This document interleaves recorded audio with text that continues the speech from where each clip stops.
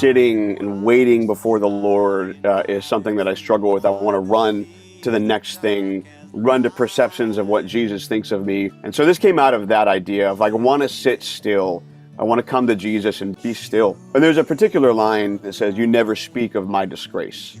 I focus on my disgraces. I focus on my failures and things like that. And it was a real ministering line to me in that unity with which, God writes with you as we are artists and we create and God participates in our creation. I just felt like that's totally true. And I need to go and sit with Jesus more, because when I sit with him and he's forgiven things, he doesn't bring up my disgraces. Focus. I am rolling.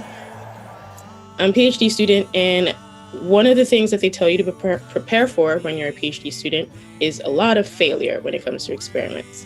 So the line that he just mentioned, at the time, a lot of disgrace was happening in my project, and I was kind of upset. It was just a weird situation where I was getting frustrated with my degree, and I was pretty much ready to be like, okay, I'm done, I want to leave. And it was a song that I kind of listened to on repeat for like several weeks before the recording, to the point where I'm pretty sure I memorized all of Derek's like breaths and pauses in the song. So it was a good song for my soul, for me to be a part of. So yeah. Never speak of my disgrace, only lift my eyes to meet your face. When he sent me the tracks to mix, just really struck by the musicianship, of the quality of how it was put together. Just the subtlety of the layers, the way it was put together, the different acoustic parts that were all stacked on top of each other. I mean, it just came together really, really well. It could have the potential to be a boring song, just the acoustic guitar and some vocals, but it's not. It's beautiful. It's fantastic the whole way through. And then the two vocals put together, like, vocals are like fingerprints, like each one is unique. And so Nkechi's way that she sings it, and the things that she drops in her phrasing and her emotion, where she puts her emotion.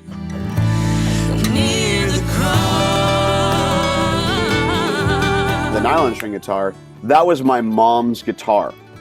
So that was the first guitar I ever picked up, learned my first couple chords and played that for a little while before I got my own. A couple years ago, she gifted that guitar to me, and that was incredibly special to me, and I thought I need to find a way to sort of immortalize it in a song somewhere. And so it fits so perfectly as like the lead guitar in Near the Cross.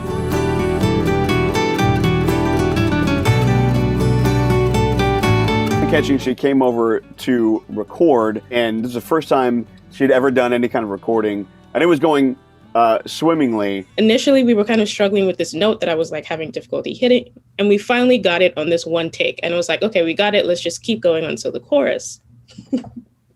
So I'm singing the chorus, and I'm like, near the cross, you welcome me. And then I feel like it's fur around my legs. So I'm trying to look down and sing at the same time. And then I see that it's Derek's dog. I am terrified of dogs. So I'm like, near the cross. And it just, I just scream, and he goes like, what? And I'm like, it's on my leg. It's on my leg. I can't. It was a traumatic experience for me. So it was great. Yeah, I felt a little bad.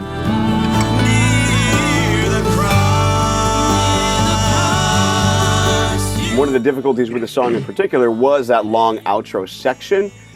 Thinking ahead to the music video. We finish the last chorus, near the cross, and it just ends on that one chord. And it's like another minute and a half on just one chord. It doesn't even change, because I wanted that sonic representation of I'm sitting still at the feet of Jesus. And so when Nkechi came over, I didn't have any of that last part planned. You gotta fill it, and you gotta make it interesting, because we're gonna film you doing it. And it's gotta be entertaining.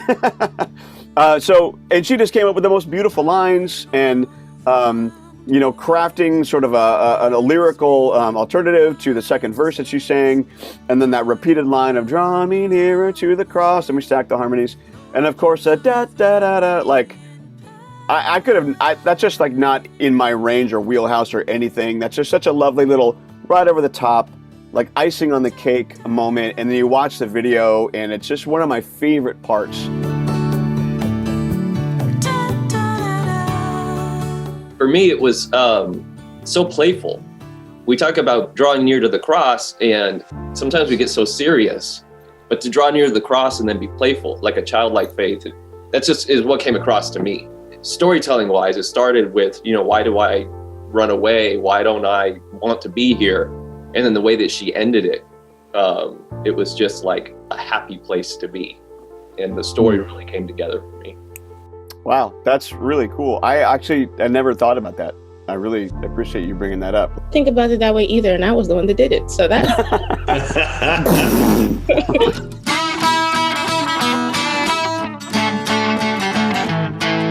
In our music video treatment, we had a whole section on how to not make this a country song.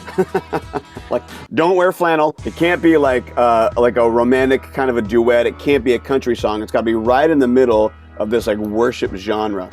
But we're filming on a farm. There's a farm that's 2 blocks, a block down from our church, owned by a really great guy named Clyde Kelly. The farm's called Impossible Acres. Our family always goes there, for the pumpkin patch and petting zoo. Thought we could go outside.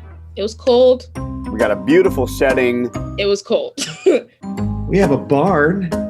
I was very cold. Rustically peaceful. I was cold.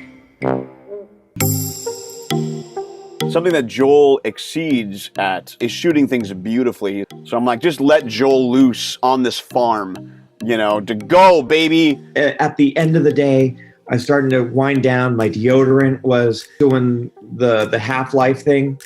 There was the guitar solo. The lighting was a puzzle.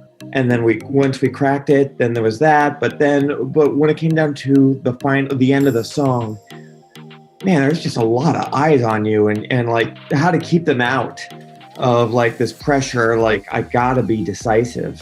Behind the scenes, it was a lot of gear, a lot of mess. Yeah, just so many lights we didn't use, but there's also a mess of people who were just behind the scenes. Yeah, we had a lot to do in a short amount of time, and I was so thankful for everybody who came. Liz Ballou, Melissa Rigdon, Jackson Durham. They all came early. They came the day before to dress the barn set, and we had the band come in. Adam Ramirez, he's a bass player and sound engineer at our church. Ryan Greif, he's a drummer at our church, and then Brandon Killian's a worship leader in Woodland to play the keys. But they so faithfully learned their parts. Not a complaint to be heard. Just such great attitudes. We ended up overloading, the circuits there at the barn, and we blew a breaker. And Ryan, the drummer, is an engineer, so he was like, "I'm gonna fix this," and he was fiddling with stuff. And then eventually, we figured it all out. First saw the first pass, I fell in love with the project. The amount of production value Joel crammed into every frame was really incredible. All right, oh, you're her? Oh, I thought that's what you want. You're me, though. You're you. Action. Looking through all of the different takes to find the moments is a challenge at times. But I was determined to find, the little nooks and crannies. And the first half of the film is all outside and lots of blue. And then when we got into the barn, it was all warm. And I was like, something doesn't feel right. As soon as I realized, it needs to be warm all the way through, that kind of was oh yes, there it is. Coming to Jesus is a warm feeling.